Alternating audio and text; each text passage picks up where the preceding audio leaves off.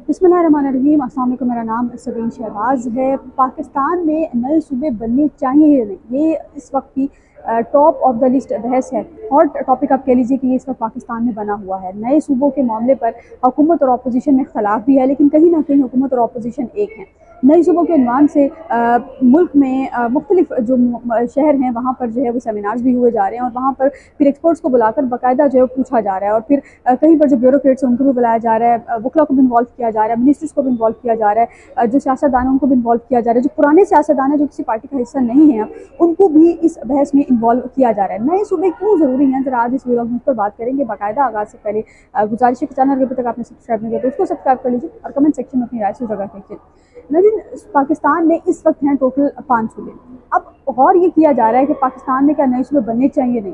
पहली तो चीज़ ये कि अगर पाकिस्तान में नए सूबे बनाए जाते हैं तो उसमें आइन में तरमीम करनी पड़ेगी, लेकिन मिनिस्टर साहब, एक वज़ीर साहब हैं, वो ये कह रहे हैं कि जो नए सूबे बनाना है या जो आइन है, आइन कोई पुरानी आयत नहीं है कि उसको तब्दील नहीं किया जा सकता, आइन को आप चेंज कर सकते हैं। तो मतलब ये है कि हुकूमत इस मामले पर सीरियस हो चुकी है। कहीं ना कहीं हुकूमती सतह पर जो चीज़ें हैं वो तय हो चुकी हैं कि पाकिस्तान में नए सूबे बनाए जाएंगे। अब पार्लिमानी जो ज़राए हैं या जो एक्सपर्ट्स हैं वो इस हवाले से क्या राय रखते हैं उस पर ज़रा बात करते हैं।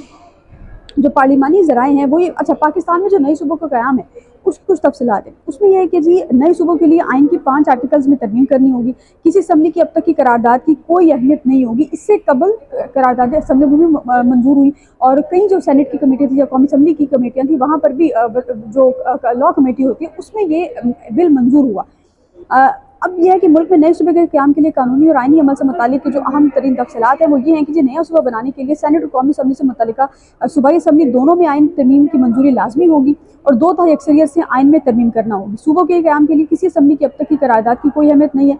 इस सिलसिले में आइन के जो 5 आर्टिकल्स हैं, आर्टिकल 1, 51, 59, 106 और 239, इनमें तरमीम होगी।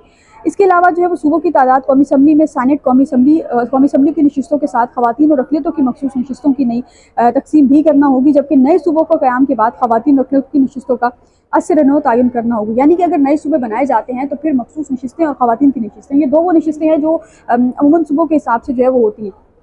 अगर नए सूबे बनाए जाते हैं तो फिर आइन में इस हवाले से भी अगर तरमीम हो सकती हुई तो उसको करना पड़ेगी कि खवातीन और की नशिस्तें और जो मखसूस नशिस्तें हैं वो कितनी होंगी या उनमें तरमीम जो है वो कितना ज़रूरी है। आइन के आर्टिकल 239 के तहत जो है वो आइनी तरमीम बिल से पहले कौमी असम्बली के सेनेट में किसी एक ऐवान में पेश की जाएगी, जबकि पार्लियामेंट के दोनों ऐवानों में से अलग अलग 2/3 अक्सरियत से मंजूरी के बाद इस बिल को मुतल्लिका सूबाई असम्बलियों में भेजा जाएगा। तमाम ऐवानों से बाकायदा मंजूरी के बाद बिल हतमी तौसीक के लिए सदर मुमलिकत को भेजा जाएगा। सदर के दस्तखत के बाद ही नए सूबे का अमली क़याम का आगाज़ होगा, जबकि नए सूबों के क़याम के हवाले से सूबाई असम्बलियों से अब तक मंजूर होने वाली माजी की तमाम करारदादों की कोई आइनी या कानूनी अहमियत नहीं है, क्योंकि नए सूबों का क़याम सिर्फ आइनी तरमीम के मुकम्मल अमल के बाद ही मुमकिन है, और नया सूबा सिर्फ और सिर्फ आइन के मुतय्यन करदा और इस 2/3 अक्सरियत और कानूनी अमल के बाद ही तश्कील पाया जाएगा। अच्छा, अब नए सूबों के मामले पर पीपल्स पार्टी और नून लीग जो है इन दोनों में बेख्तलाफ है।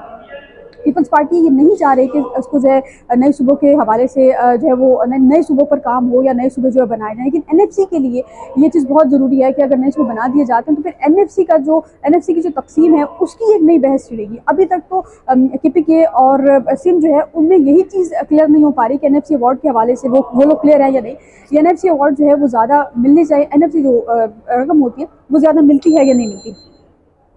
अब इस पर एक आर्टिकल जो है वो बड़ा इंटरेस्टिंग आर्टिकल है, वो मैं आपके सामने उसकी कुछ चीज़ें जो है वो रखती हूँ। आर्टिकल जो है वो ये है कि नए सूबों के हिसाब से जो है वो एक सीनियर सहाफ़ी हैं, उनसे किसी ने सवाल किया तो उन्होंने कहा कि जी नए सूबों के 1979 के आइन के आर्टिकल 239 की ज़ैली शिक 4 के मुताबिक बनाए जाए, जिसमें नए सूबे के हक़ में फ़ैसला दे वहाँ नया सूबा ज़रूर बनाए। अब इसमें ये एक बड़ी मेजर बात है और एक बड़ी इंटरेस्टिंग बात है कि जो सूबा नए सूबे के लिए माने, यानी कि जिस असम्बली से करारदाद पास हो रही है, अगर वो असम्बली मान रही है कि वहाँ पर नया सूबा बनाया जाए तो आप नया सूबा वहाँ पर बना दें। अब अगर हम लेट सपोज कि अगर इस्लामाबाद और रावलपिंडी है, इस्लामाबाद फेडरल में आता है, फेडरल में सिर्फ इस्लामाबाद आता है, इसके अलावा कोई शहर नहीं आता। पंजाब पिंडी में आता है, पिंडी जो है पंजाब में आता है, और बिल्कुल इस्लामाबाद और पिंडी आप कह लीजिए कि साथ साथ हैं, ये एक ही शहर है। अब जुड़वा शहर जो है उनको कहा जाता है। तो अगर इस्लामाबाद को सूबा बनाया जाता है तो फिर एक सूबे से दूसरे सूबे में ट्रेवल करने के लिए पंजाब हो सकता है कि फिर रावलपिंडी को भी एक सूबा बना दिया जाए। रावलपिंडी है, उसके बाद लाहौर है, बड़ा शहर है, उसको भी एक सूबा बना दिया जाए। लाहौर के अलावा दीगर जो पंजाब के मुख्तलिफ शहर हैं, बड़े शहर हैं, उनको भी हो सकता है कि एक सूबा जो है बनाया जाए। उसके अलावा अगर सिंध की अगर हम मिसाल ले लें तो सिंध में कराची को एक अलहदा सूबा बनाया जाएगा। कराची के अलावा हैदराबाद है, बाकी जो सिंध के इलाके हैं उनको भी अलहदा सूबा फिर बनाया जाएगा।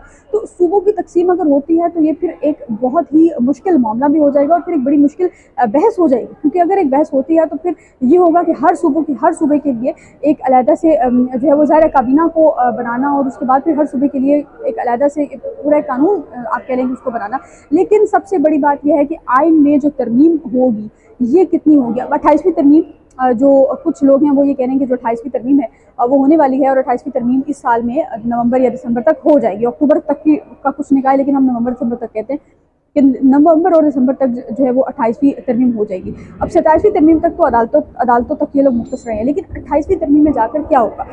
अभी तक जो हालात बने हुए हैं और जो चीज़ें हैं वो यही हैं कि 28वीं तरमीम में जो मेन मकसद है वो यही है कि नए सूबे जो है बनाए जाए, एडमिनिस्ट्रेटिव यूनिट्स जो हैं वो बनाए जाएँ। अब जो मैंने शुरू में एक बात की थी कि नए सूबों के हवाले से मुख्तलिफ शहरों में सेमिनार्स भी हो रहे हैं और फिर उसका लाइव कट भी हुआ जा रहा है, तो ये हुआ है अभी इस पीर की बात है, दो दिन पहले एक सेमिनार था जो कि हुआ इस्लामाबाद में और उस SDPI जो है उन्होंने वो सेमिनार ऑर्गेनाइज करवाया और उस सेमिनार में इस हवाले से बहस होनी थी कि क्या पाकिस्तान में नए इंतजामी यूनिट्स बनने चाहिए या नहीं बनने चाहिए।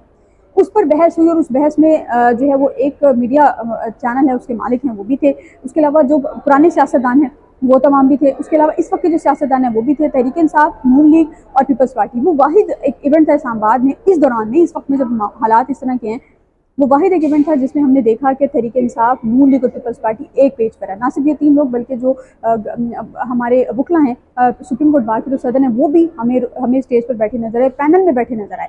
उसके अलावा हुकूमत की तरफ से जो बैरिस्टर वकील जो हैं वो भी नजर आए, उसके अलावा दीगर जो लोग हैं वो भी उस पैनल में बैठे नजर आए और उस सेमिनार के अंदर फॉरेनर्स भी मौजूद थे। तो आप ये कह लीजिए कि इसमें खुलकर जो बहस है वो हो रही है। इसके अलावा मुख्तलिफ शहरों में, लाहौर में भी सेमिनार्स हो रहे हैं, कराची में इस हवाले से जो सेमिनार्स हैं वो हो रहे हैं, बाकायदा बहस हो रही है कि क्या पाकिस्तान में नए सूबे बनने चाहिए। और नए सूबों के हवाले से अभी तक कोई इख्तलाफ उस तरह से सामने नहीं आ रहा कि नए सूबे बनाए ही नहीं जाएंगे। जो हालात इस वक्त तक नज़र आ रहे हैं, जिस तरह से चीज़ें हो रही हैं, अगर तो नए सूबों बनने का जो एक प्रोसेस है वो बहुत लंबा चौड़ा है। अगर प्रोसेस है वो उसमें यह कि पहले आपको तरमीम करना पड़ेगी, उसके बाद फिर तरमीम के बाद तमाम सूबाई असम्बलियों में करारदादें भेजना पड़ेंगी, वहाँ से करारदादें मंजूर होंगी, बिल भेजने पड़ेंगे, बिल मंजूर होगा, उसके बाद फिर दोबारा से जो मुख्तलिफ निचतर खवातीन की नशिस्तों वाला मामला है उसमें कानून साजी जो है वो होगी और फिर ये बड़ा लंबा चौड़ा प्रोसेस हो जाएगा। तो उसमें आप ये कह लीजिए कि अगर नए सूबे बनाने के लिए हुकूमत मान जाती है या PTI अगर उस पर रजामंदी जाहिर कर देती है तो फिर जो है वो नए सूबे बनने के लिए तकरीबन साल 1.5 साल का प्रोसेस तो कहीं नहीं गया, साल 1.5 साल जो वो लगेगा। लेकिन अगेन वो ये है कि पाकिस्तान जैसा मुल्क जहाँ पर इस वक्त लिटरेसी रेट आपके सामने है कि बढ़ता ही जा रहा है और गुर्बत हम उस मुल्क में रहते हैं जहाँ पर हमारी जो मेजॉरिटी अवाम है वो गुर्बत की लकीर से नीचे ज़िंदगी गुजार रही है। तो गुर्बत की लकीर से नीचे ज़िंदगी गुजारने वाले जो लोग हैं वो किस तरह इतने सूबों को अफोर्ड कर सकते हैं। भारत में सूबे ज़्यादा हैं लेकिन भारत के हालात हमारे जैसे नहीं हैं, भारत के हालात हमारे जैसे नहीं है। Pakistan is far better than India, लेकिन ये है कि फिर भी कहीं ना कहीं भारत में जो महंगाई है वो काफ़ी हद तक कम है। तो वहाँ पर नए सूबे जो लोग हैं अगर कुछ सूबा बनाया भी जाता है, वैसे तो कि वहाँ पर जो आबादी है वो पाकिस्तान से ज़्यादा है, लोग भी वहाँ पर ज़्यादा है और फिर सूबे भी ज़ाहिर है वहाँ पर ज़्यादा, उस हिसाब से चीज़ें हैं। लेकिन अब सवाल ये है कि क्या पाकिस्तान में अगर नए सूबे बनाए जाते हैं तो फिर उसमें किस तरह आवाम जो है उसे किस तरह से इफेक्ट होगी, क्या इन नए सूबों को आवाम एक्सेप्ट करेगी या आवाम से कोई इस हवाले से राय लेगा कि आवाम को नए सूबे मंजूर हैं या नहीं मंजूर। ये आने वाला वक्त बताएगा। फिर वक्त के लिए मुझे इजाज़त दीजिए।